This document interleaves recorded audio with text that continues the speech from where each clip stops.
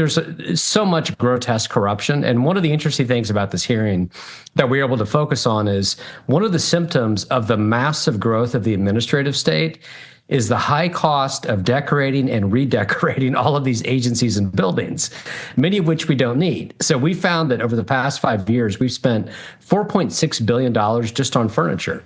Now, this is literally a kitchen table issue for taxpayers. Everyone in America can relate to the cost of furniture.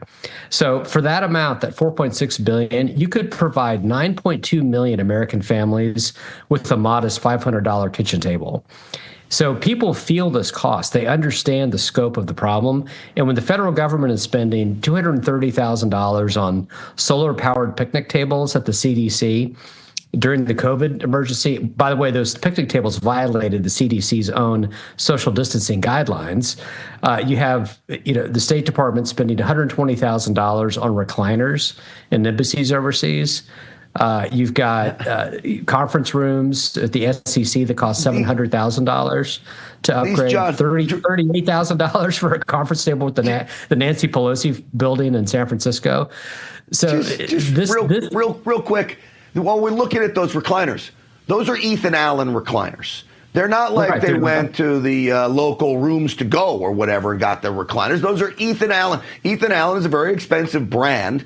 What is the federal government paying for that for? I saw in one of your things that they spent $700,000 on a conference room at the SEC. Yeah, that's the SEC. Yeah, it's incredible. I mean, and look, a lot of these buildings, the issue that we also touched on in this hearing is the occupancy rate for federal buildings is way down, and it hasn't gone back up to the numbers it was before COVID.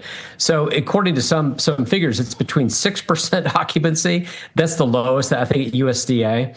And then 25% is probably the norm.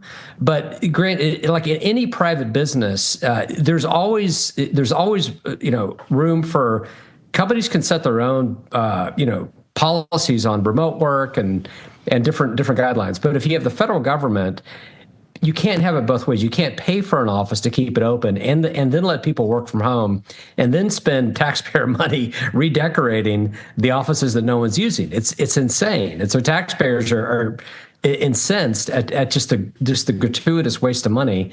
And we need someone who got to get their arms wrapped around this to make some hard decisions. And thankfully, Doge is doing the best they can with it. Your testimony today, $1.4 million in artwork for the State Department, $370 billion needed in repairs for some of these buildings. Now, if we're only occupying 25% of the buildings, I would seem to reason that we only need 25% of the real estate that we have. That's right. That number to repair would drop by 3/4. Exactly. I mean, you start adding all this stuff up, this is real money. Right. And the longer, and like, think about your own property. Like if you own a house or a rental and it's in disrepair, you know that you're hurting yourself by not making a decision on it. You either need to spend the money to upgrade it so you can sell it, or you need to sell it as quick as you can, because you're only going to be sinking cost into it. And that's what the federal government's doing all over the country with this massive amount of buildings that they have that either are not in use or they're in disrepair. But Grant, if you really, again, you back up and you think about the real issue, the reason we focus on this furniture problem, which is humorous in the best possible sense, is that it's a symptom of a big problem, which is that we've grown the administrative state, the federal agencies, way beyond what the founders intended. So we have 441 agencies according to the Federal Register.